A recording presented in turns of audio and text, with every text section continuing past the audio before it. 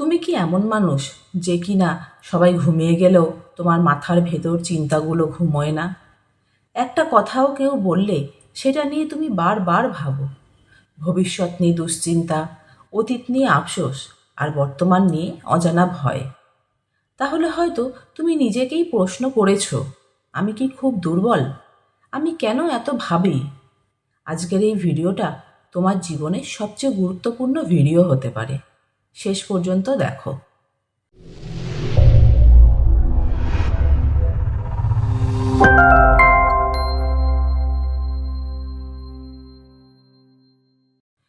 সমাজ আমাদের বলে যে বেশি ভাবে সে দুর্বল, যে চুপ থাকে সে নাকি আত্মবিশ্বাসহীন, যে একা থাকতে ভালোবাসে সে অদ্ভুত।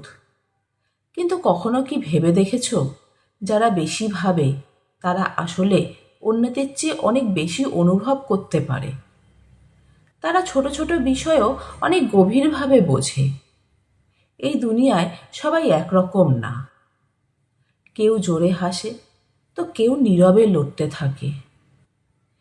আমাদের বুঝতে হবে ওভার থিঙ্কিং আসলে কি।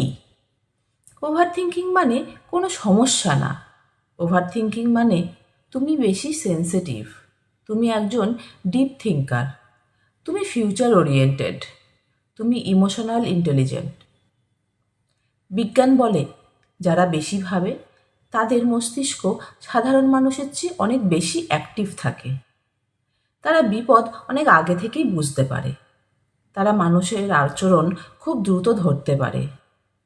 তবুও কেন ওভার থিঙ্কাররা ভেঙে পড়ে জানো?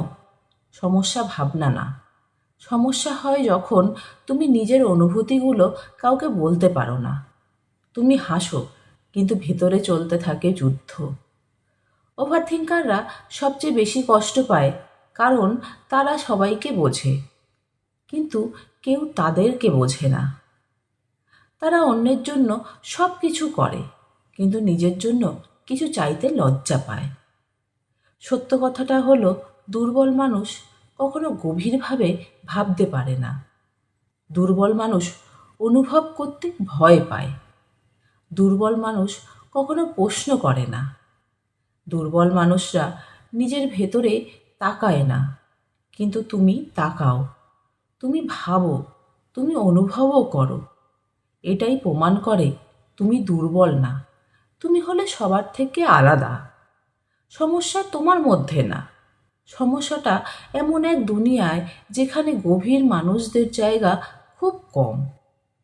ওভার থিঙ্কিংকে শক্তিতে বদলাও। যদি তুমি বেশি ভাবো তাহলে লেখা শুরু করো, কারণ লেখকরা বেশি ভাবে। গান শোনো, কারণ সঙ্গীত ওভার থিঙ্কারদের ওষুধ। একটু একা থাকো, কারণ একাকিত্ব মানেই একা না, এটা সেলফ কানেকশন। নিজেকে বলো, আমি দুর্বল না, আমি শুধু গভীরভাবে বাঁচি। এই ভিডিওটা যদি তুমি শেষ পর্যন্ত দেখে থাকো, বিশ্বাস করো তুমি শক্তিশালী। তুমি জীবনে অনেক কিছু সহ্য করেছো, তাও তুমি এখনো দাঁড়িয়ে আছো। আর হ্যাঁ, যদি কেউ কখনো তোমাকে বলে তুমি এত বেশি ভাবো কেন, হেসে বলবে, হ্যাঁ আমি বেশি ভাবি, কারণ আমি সেন্সিটিভ আর সাধারণ মানুষের চেয়ে অনেক বেশি অ্যাক্টিভ।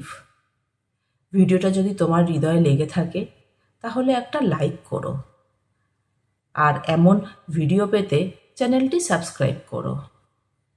কারণ এই চ্যানেলটা তাদের জন্য যারা চুপচাপ নিজের মধ্যেই লড়ে যায়।